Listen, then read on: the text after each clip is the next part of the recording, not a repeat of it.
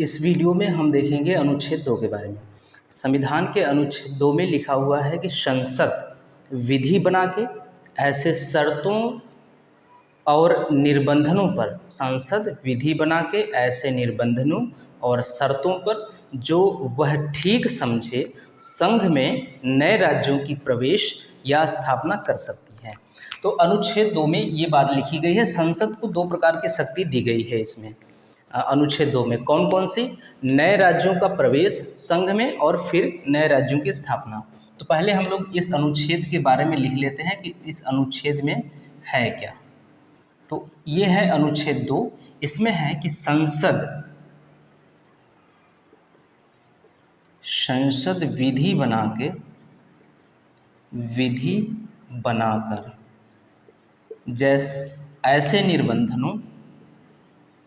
ऐसे निर्बंधनों व शर्तों पर जो वह ठीक समझे संघ में नए राज्यों का प्रवेश या नए राज्यों की स्थापना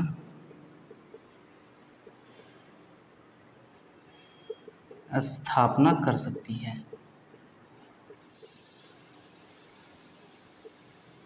ठीक, ये चीज लिखा हुआ है अनुच्छेद 2 में। ये क्या है? इसमें संसद को दो प्रकार की शक्ति दी गई है। कौन कौन सी? पहली शक्ति तो ये है कि नए राज्यों की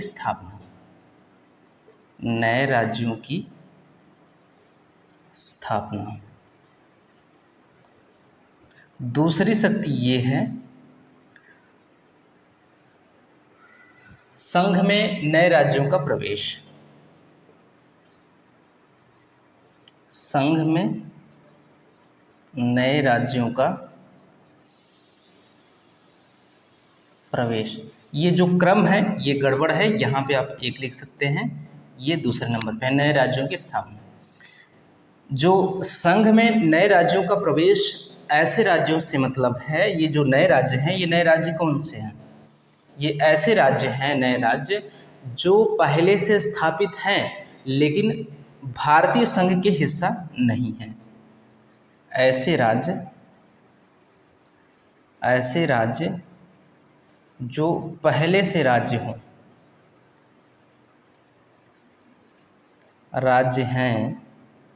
लेकिन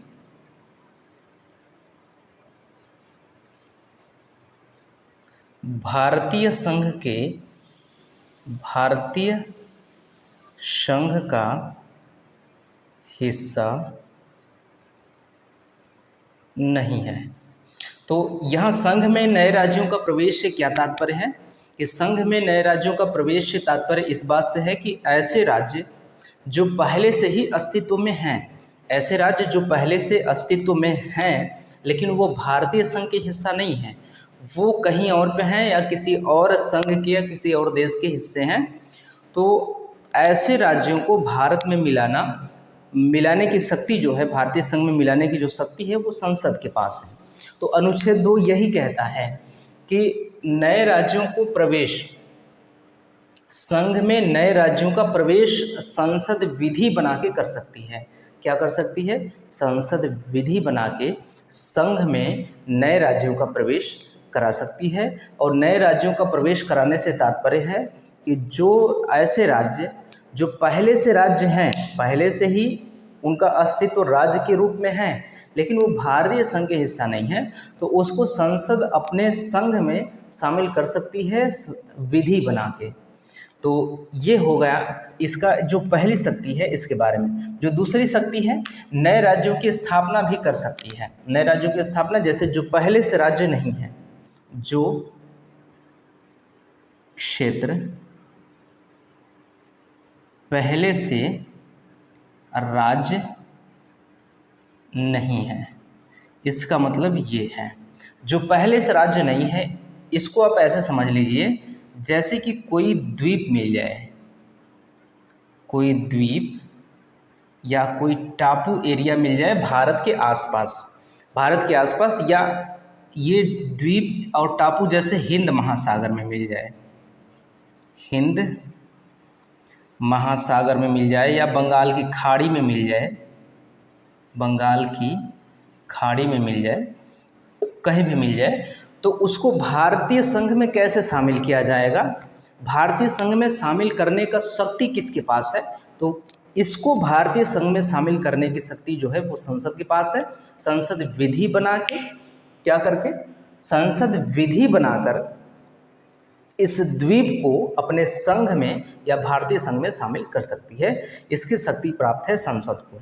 ठीक, तो दो प्रकार की शक्तियां हैं संसद के पास, जो अनुच्छेद 2 संसद को प्रदान करता है। दो प्रकार की शक्ति, वो है नए राज्यों की स्थापना। नए राज्यों की स्थापना से तात्पर्य ऐसे राज्यों से है जो कि पहले से राज्य नहीं है, जो कोई क्षेत्र है जो पहले से ही राज्य नहीं है, और वो भारत अगर उसको अपने अंदर लेना चाहता है या संसद उसको भारतीय संघ में शामिल करना चाहती है तो कर सकती है। उसके पास ऐसी शक्ति है, वो विधि बना के उसको अपने वो भारतीय संघ में शामिल कर सकती है। जो दूसरा है संघ में नए राज्यों का प्रवेश, हालांकि ये पहला है, उल्टा सीधा क्रम में बदलाव हो गया है, आप इसको सही कर लीजिएगा। संघ में नए राज्यों का प्रवेश है, तो संघ में नए राज्यों का प्रवेश से तात्पर्य है ऐसे राज्य जो पहले से अस्तित्व में हैं, जिनका अस्तित्व पहले से ही राज्य के रूप में है, तो उसको अगर भारत अगर अपने संघ में मिलाना चाहता है तो क्या करेगा? तो संसद उसको विधि बना के अपने क्षेत्र में शामिल कर सकती है। ऐसा प्रावधान है अनुच्छेद 2 में। अनुच्छेद 2 इस प्रकार से दो प्रकार की शक्तियां प्रदान करता है। तो जो अनुच्छेद 2 है, अनुच्छेद 2 की बातों से यह स्पष्ट होता है, जैसे कि हमारा जो देश है वो संघात्मक है, और संघात्मक का एक लोकल सा मतलब है कि संघ की शक्ति मजबूत होगी। तो जो अनुच्छेद 2 है यह स्पष्ट करता है कि यहाँ पे राज्यों की अपेक्षा संघ की शक्ति अधिक है। जो भारत है, भारत में राज्यों की अपेक्षा संघ की शक्ति अधिक है। ये 2 स्पष्ट करता है। 3 और ज़्यादा स्पष्ट कर देगा। अनुच्छेद 3 जब आएगा तो अनुच्छेद 3 और ज़्यादा यह स्पष्ट कर देगा कि जो भारत है, भारत में संघ की शक्ति राज्यों की शक्ति के मुकाबले बहुत ज़्यादा है, क्योंकि जब किसी राज्य में राज्य की सीमा या नाम आदि में परिवर्तन करना होता है तो संसद को राज्य विधानमंडल की बात मानने की बाध्यता नहीं है। वो उनकी बात माने बिना भी ऐसा कदम उठा सकती है। ये क्यों? संसद या संघ ही मान लीजिए। तो इस प्रकार से हम कह सकते हैं कि अनुच्छेद 2 भी, अनुच्छेद 3 भी इस बात को स्पष्ट करते हैं कि भारत में संघ की शक्ति अधिक है और राज्यों की शक्ति अपेक्षाकृत कम है या बहुत ही कम है। तो संघ में नए राज्यों को शामिल करने की शक्ति हमने देख लिया।